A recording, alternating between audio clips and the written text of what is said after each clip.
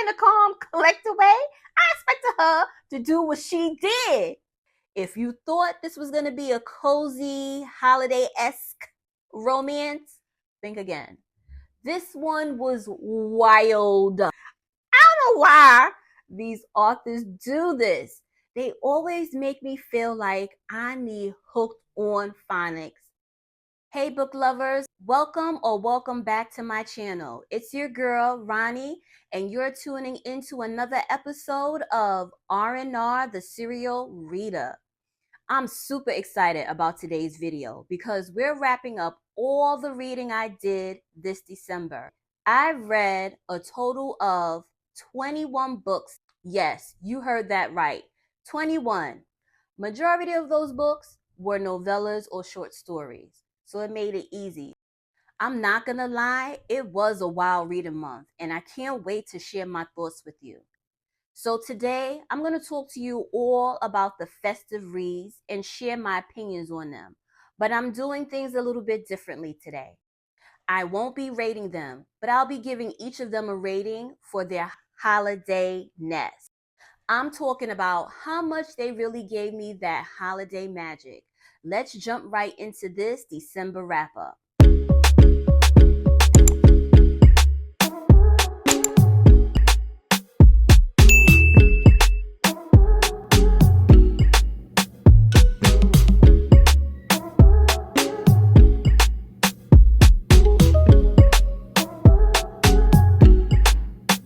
All right, the first book, Thug 7 by Wahida Clark, which is a part of a gritty, action-packed series. But spoiler alert, I wasn't really exactly thrilled with this one. Now, if you caught my last video, favorite book series of 2024. So let's talk about a series that's all about drama, and that is the Thug series by Wahida Clark. You know that the Thug series landed on this list. Books 1 through 5 in the series had me hooked, but this one left me feeling a little. Book 7 definitely was one of my least favorite book in the series. So for Trey, something went down, and as a result, Trey tries to maintain a stable life and try to hold on to his relationship with Tasha. Meanwhile, Tasha is dealing with her own secrets that might destroy her relationship with Trey. Then there's Kira. She has to face and make some really tough decisions. A complex love triangle jumps into the mix involving new characters. Angel and Kaylin continue to pledge their love for one another amidst all the chaos. Jazz and Fahim, they're dealing with a lot. They're dealing with the aftermath of a devastating loss.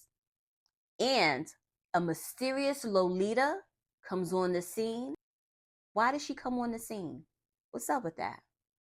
The central conflict in this book is all about relationship on the edge. I was really disappointed by this one. It didn't pack the same punch as the earlier books in the series. And the ending? Another cliffhanger. Like, what happened to Kevin and Seven? Are they going to get their own story? I needed answers, but honestly, I'd have been fine if the series ended with book 6. Although I love the series as a whole, this book fell short for me. The storylines felt rushed, and the lack of closure, it just left me unsatisfied. All right, let's dive into a spicy read, and that is Riding for You by Talia Tiana. First and foremost, this book was wild. There's drama, there's secrets, there's forbidden love, and a whole lot of tangled feelings. Think twin brothers and one woman, and a whole mess of emotions. Riding for You tells the story of two twin brothers, Zayan and Zaire, and one woman who has them both wrapped around her finger, Mackenzie, or Kenzie for short. Now, these brothers are super close. They have that type of bond where they tell each other pretty much everything. But here's the kicker. Mackenzie is one of their biggest secrets, even though she's more like a weakness for both of them. The drama in this book is next level. It does not hold back. There are some scenes that are downright wild. For example, in the beginning, we get a scene of eating groceries. Yum, eat them up. Yum, yum, eat them up. Riding for You is all about messy love, loyalty, and complicated relationships. I was definitely hooked on the drama. I'm not even going to front. And you will too. The suspense, the lies, and the shocking twists kept me turning the pages. And the ending, well, let's just say it didn't really go the way I expected. And so that's why I went straight to book 2. Okay, let's jump into the second book of the series, and that is Riding for You 2. I'm just going to give you my overall feelings because I don't want to spoil it since this is the second book. I really had high expectations after book 1, but this one, well, let's just say it didn't quite hit the mark for me. There's drama, there's suspense, but there were some things that left me feeling less fulfilled. Here's the thing. I love the first book because it was full of action and tension. But in this one, we're back in that same drama of Zaire and Ziane with this obsessive love with Mackenzie. It felt really repetitive. So here's where I stand. This book is filled with secrets, like I said, lies, like I said, and some intense moments. But I feel like a lot of it was really unfinished. The main drama, Ziane and Zaire's obsession with Mackenzie, overshadowed everything. That constant back and forth with Ziane and Mackenzie, it wasn't compelling this time around. I just didn't get the resolution I was hoping for. The Fort is the 5th and final book in the Black series by Joan Vassa. This is a historical romance novel that blends action, leadership, and a sense of community in a way that is both inspiring and eye-opening. It was set in 1864 during the Civil War, and it focuses on a community called Fort Independence. I love it so much. The community is under the leadership of Black, a strong and visionary leader. And in this installment, the stakes are higher than ever. Black is challenged to lead his people through more peril, trying to maintain his vision for freedom while protecting them from external threats. The arrival of danger falls at their doorstep, and everyone now is forced to fight even harder for their freedom. The expansion of Fort Independence brings the creation of Black Town that serves as a symbol of the possibilities for Black and his people. Black's leadership and resilience of the people are tested on all fronts, from outside sources threatening them to even internal pressures within the community. One of the things that stood out the most about this book is how Black's leadership really shines. It's not just about being a man in charge, it's about guiding his people to freer existence, making them realize that together we can accomplish something and be so much more. The sense of resilience, collective strength, and vision in this book was so inspiring. It's a reminder of how far we can go when we really support each other. We build together and protect what's ours. This book has everything. As per usual, the world building is incredible. I couldn't help but reflect on how it speaks to us today. I'm so sorry to see this world end. So the next read was At the End of It All by Ray Lease. This was originally a book club pick by the Tipsy Book Club. I think we chose this book back in October, November, maybe October. But unfortunately, I wasn't able to get through the book. I had to put it on pause. So I picked it back up in the month of December, and here we are. But I'm not going to give you too much because I'm doing another video that's involving this book and I'm going to save it all for you. But let me give you a quick rundown of the players in this book. So you have Ace Williams Jr. His world falls apart and now he's facing scandal, but also he's facing personal loss that just makes him feel adrift. His current situation, he's stuck in a city that feels more like prison than a fresh start. He's trying to find a place where he belongs while coping with everything he lost. Now we have Lourdes, or Fat. She's a part-time college student, but she's also a full-time caretaker. Can you imagine that? She's struggling to balance everything in her life: family, school, personal life. She's trying to balance it all. Her current situation, she's stuck in this world where endings don't seem like an option. She keeps having these run-ins with Ace, a guy she's not supposed to like, and that starts to change the course of her life. So there we have it. The next book is Snatched Up by a Hitter by Nye. This book follows the story of Katori, a strong and independent woman who's had to face more tragedy than anyone should. Katori becomes the sole provider of her teenage brother. Already, that's a huge burden. But things get more complicated when she leans on her boyfriend for emotional support. And like the old saying goes, you really find out who someone is once you live with them. Katori starts to see sides of him that she never expected. And when tragedy strikes again, she finds herself snatched up. Listen, Katori was one of those characters who were just resilient. She's not a victim. And even though life throws her some heavy punches, she pushes forward. She pushes through for her brother and for her own peace of mind. Now, Eastland, the MMC of this story, he is complex. He's not an easy character, but his mix of protection and pain makes him fascinating. His action drives the plot, even though they come with a price. The romance is really gradual, but it feels realistic. I was hooked on their dynamic. The slow burn between them had me wanting to see if they could really make it work.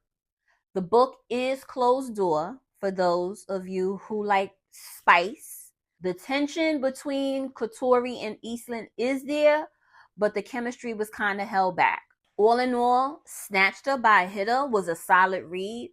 It had drama, strong characters, and a slow burn romance that kept me interested, which is really unusual for me. It's a good option if you enjoy stories about complicated, multifaceted characters with emotional struggles. But if you're looking for like that fast-paced action or steamy romance, this might not be for you. All right, let's get into a novella that perfectly mixes suspense, holiday vibes, and a touch of scandal. And that is The Christmas Secret by Antoinette Sherrill. You guys should have known I was going to throw her in there. She was on my list. Okay, here's the setup. We meet Amaryllis. She's living the dream, or so she thinks. Picture this: perfect house, the perfect career, the perfect husband. Life seems Pinterest worthy until, bam, an earth-shattering secret gets dropped in her lap just days before Christmas. This revelation shakes her entire world, and let's just say Amaryllis, or Mary, let's call her Mary, does not handle it in a calm, collected way you would expect. I didn't expect her to handle it in a calm, collected way. I expected her to do what she did, okay? Listen, Mary did what she was supposed to do. She made an impulsive decision that changed everything. Now she's got a secret of her own, and it's very juicy. The question is, can she keep it under wraps, or will it unravel everything, including her fragile marriage?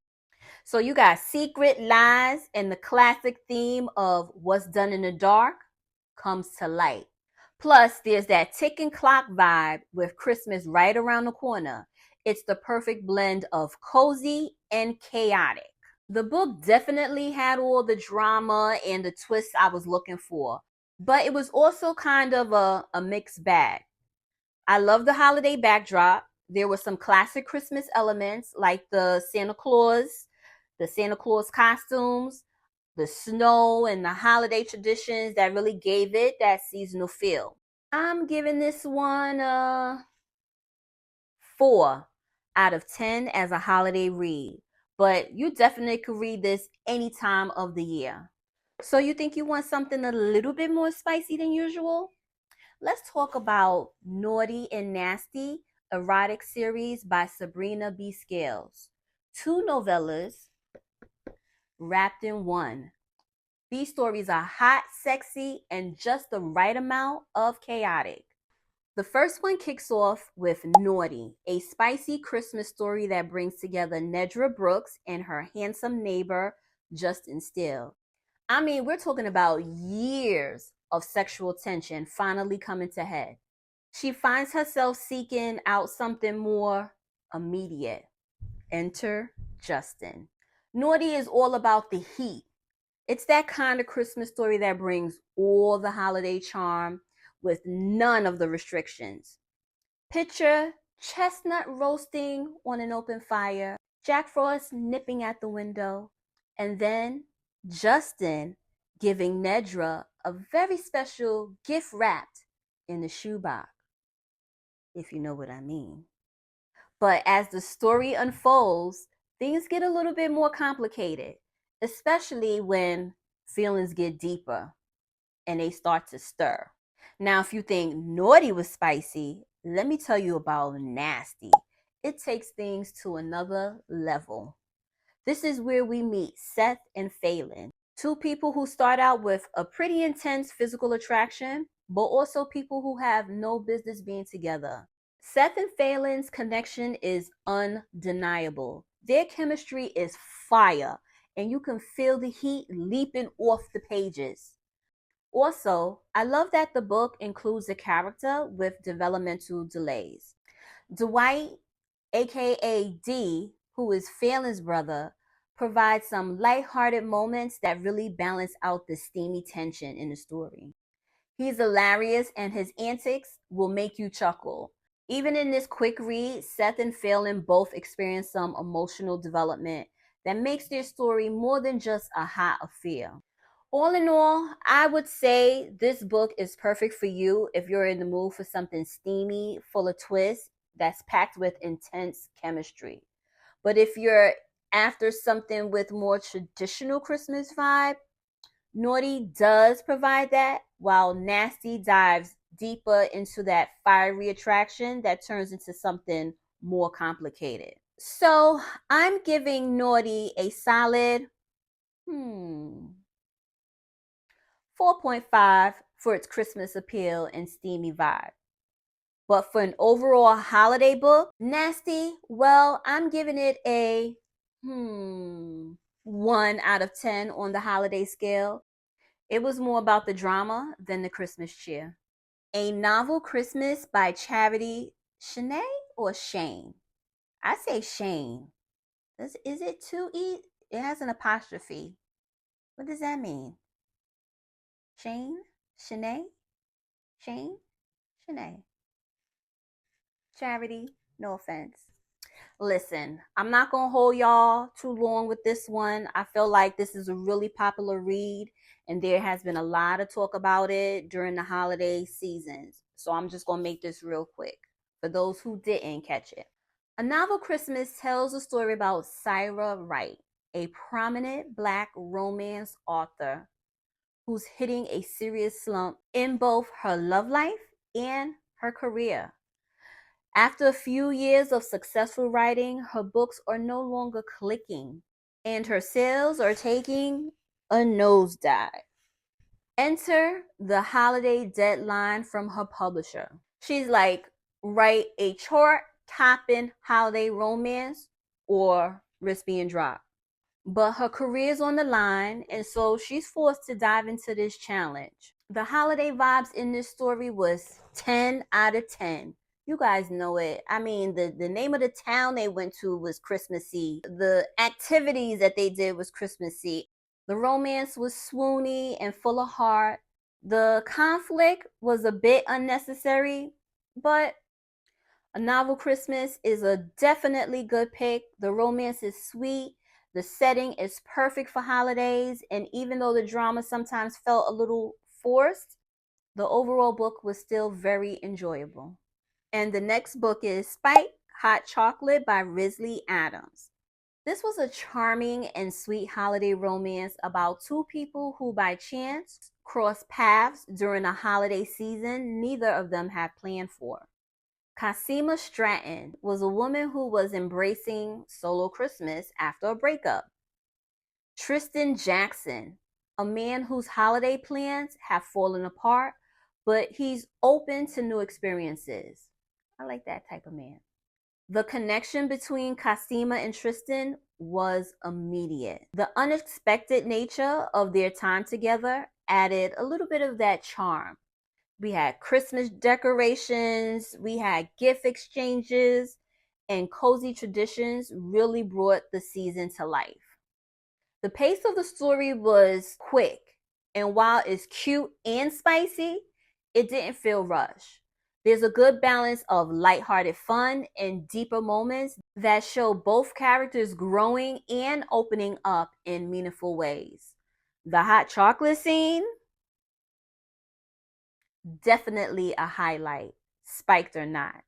It's a quick, cute, and spicy read with a holiday backdrop.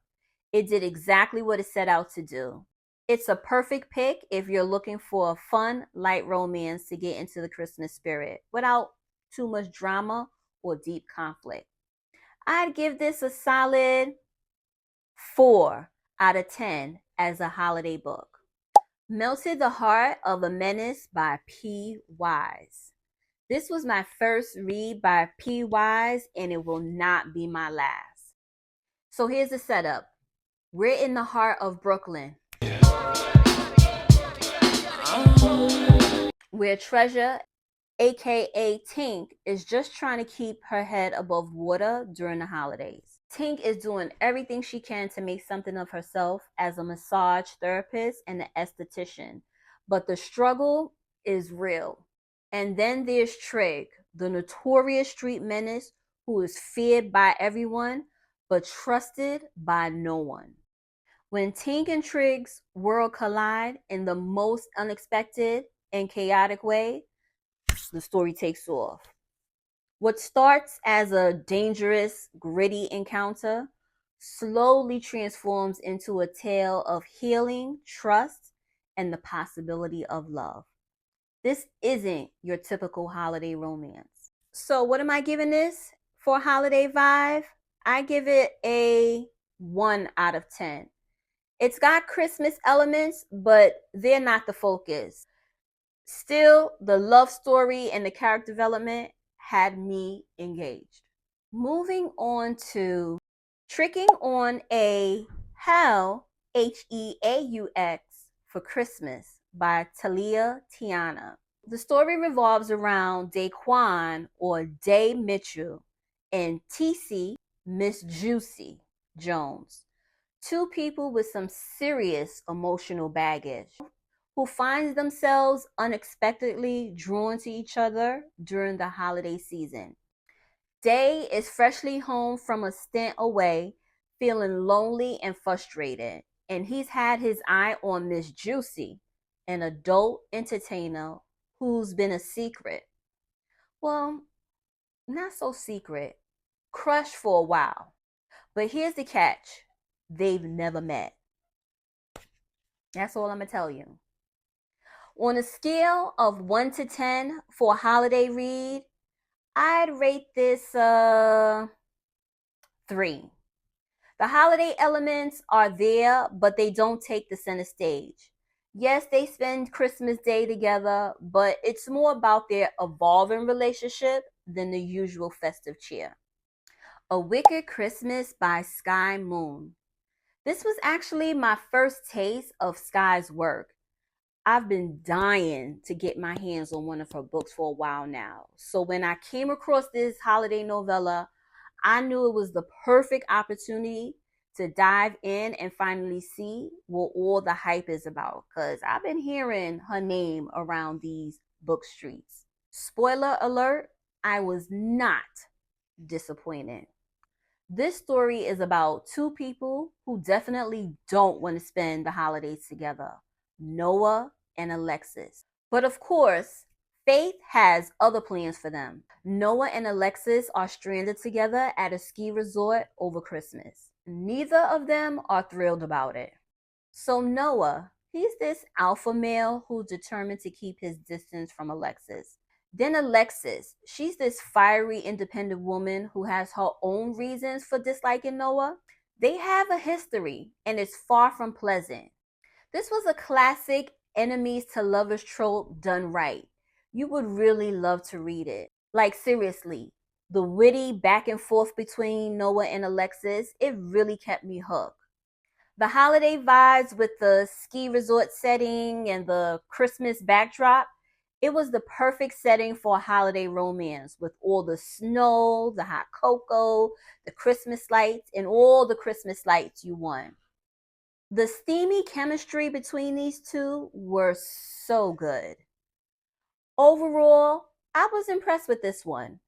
It was the perfect holiday read, funny, flirty, and filled with that holiday that we all love. Not to mention, it gave me the perfect introduction to Sky Moon's writing. And now I'm definitely going to check out more of her books. On a scale from 1 to 10, I'd give A Wicked Christmas a 6 as a holiday read. The setting, the interactions, the holiday elements were all there, but it wasn't like over the top Christmas. It struck a great balance between romance and spicy tension, perfect for anyone looking for a holiday story with a little extra heat. This is the first book in the Brighton Bay series called Baby, It's Cold Outside, a holiday novelette by Sky Moon. You should have known. So we have Nick Klaus, Nicholas, Nicholas, whatever you want to call him. I don't know why these authors do this. They always make me feel like I need hooked on phonics. His name is spelled Niklaus. I get it. It's a play on words, but it's a play on words that I can't catch. We just gonna call him Nick. So Nick recently moved to the area and he's just focused on settling in and being a good neighbor. He's patient, he's kind, and he has his eyes on Tyranny. Tyranny is a strong and independent widow. She's focused on her son and her business, but Nick's charm is hard for her to ignore.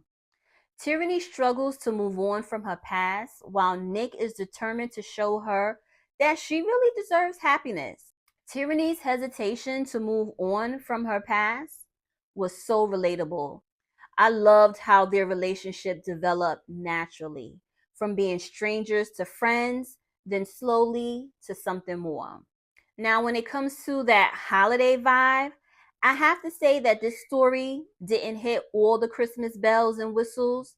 There were mentions of Christmas traditions and family gatherings and things like putting up decorations or shoveling the snow, which were nice, but the holiday feel wasn't as strong as I expected. The focus here was really on the emotional connection and the healing, which was beautiful. So if I had to rate this book as a holiday read, I'd give it a solid 3 out of 10.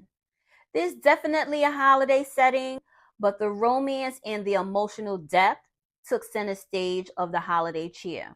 All right, so the next one is Midnight, a Brighton Bay novella by Sky Moon. Listen, if you're good, you good. If I like you, I like you. That's just what it is. I'm going to keep trying you. If it ain't broke, don't fix it. Midnight follows Jax and Rachel, two people who shared a past but never really settled their unfinished business. Jax is the funny, charismatic brother of Nick from book one. But in this novella, Jack takes on a much serious tone. And honestly, I really love that shift. He's more mature, focused, and he's ready to take on the challenge of reconnecting with Rachel. Rachel is the best friend of Tyranny, who is confident, beautiful, and successful. But she's terrified of love. She's been avoiding anything serious, but Jax's return shakes her to the core. Rachel is hesitant to let Jax back in after their past encounter, and Jax is determined to win her over, creating that push and pull between them. The holiday vibes was minimal to none, so I'm rating it a 0 out of 10 for a holiday read.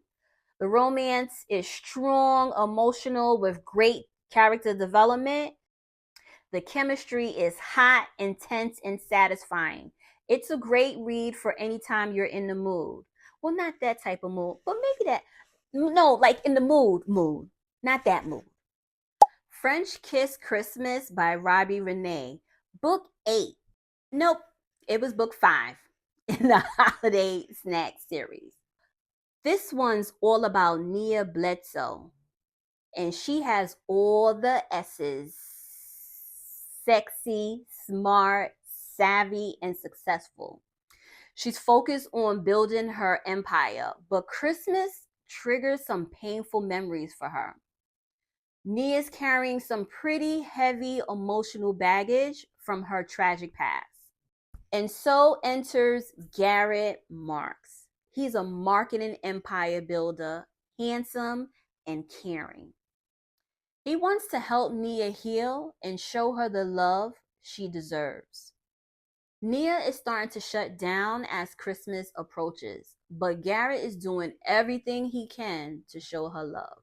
But Nina's internal struggle really drives the story, and Garrett's patience and affection was so heartwarming. The connection between Nia and Garrett felt real and tender. And Garrett's little gestures like massages, forehead kisses were so swoon worthy. One thing I really enjoyed about this book was the little details. The references to Paris, like Leah's last name, Bledsoe, and her business name, Vivia, gave the book a little extra flair. Plus, there are some fun throwbacks in this book from the 80s and 90s, like songs by Deborah Cox. Nobody's supposed to be here. I tried that love thing for the last time. My heart says no. And mentions like the movie Wiz, come on and ease on down the road. And Thundercats, Lionel, roar!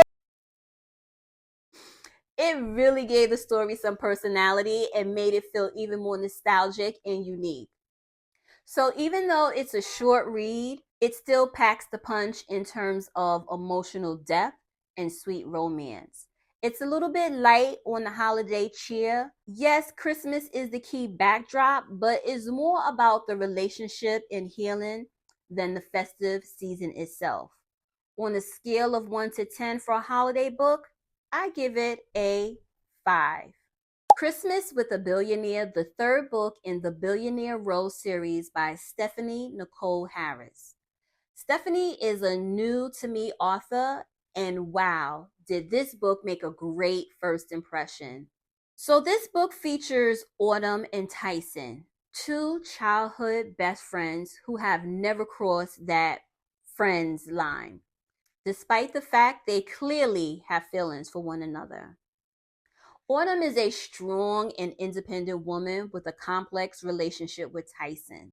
Tyson is a billionaire philanthropist with a heart of gold, desperately in love with his best friend, but too afraid to confess his feelings. Their chemistry was off the charts, even though they hadn't admitted their feelings for each other. Tyson is constantly giving Autumn small affirmations. The way they fit into each other's families was so sweet. I love that the author included elements of the Ethiopian culture, especially when Autumn goes on a date. They go to an Ethiopian restaurant and enjoy traditional dishes like injera. Is that how you say it? Injera? Injera?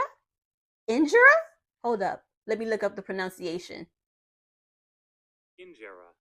Injera. I was right. It's such a nice touch and shows how diverse and rich the story is.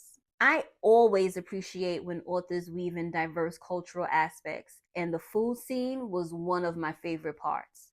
The holiday setting is definitely present, with Christmas Eve and Christmas morning and family gatherings all playing important roles.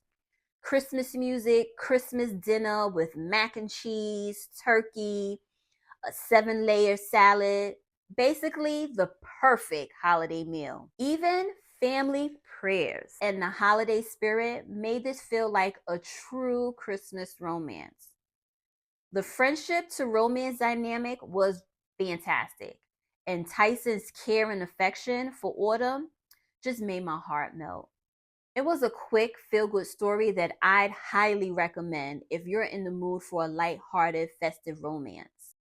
As a holiday book, I'll give this a 5 out of 10. It's definitely a holiday story, but the focus is more on the romance than the holiday itself. And the final book, the last book, I read this book on December 31st.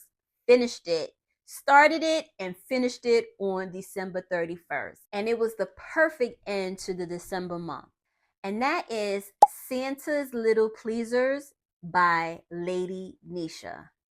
Now, y'all knew I could not leave my auto by author out from this list. If you've been watching my videos, you know this is a Lady Nisha account, okay? This is not your typical holiday read. If you thought this was going to be a cozy, holiday-esque romance, think again. This one was wild, hilarious, and spicy. Definitely for the grown folks out there. So what do we have here? We have 4 college students, Jaden, Avery, Maze, and Alex, coming up with a unique way to make money over the winter break. And of course, things get out of hand. What's their brilliant plan? They decide to trick. Yeah, trick. I said that. Trick, trick. But in a very non-traditional way. So Jaden, he's the jokester of the group, always cracking the jokes and telling stories about his wild sexcapades. Little secret, his banana isn't peeled all the way back. If you can get my drift.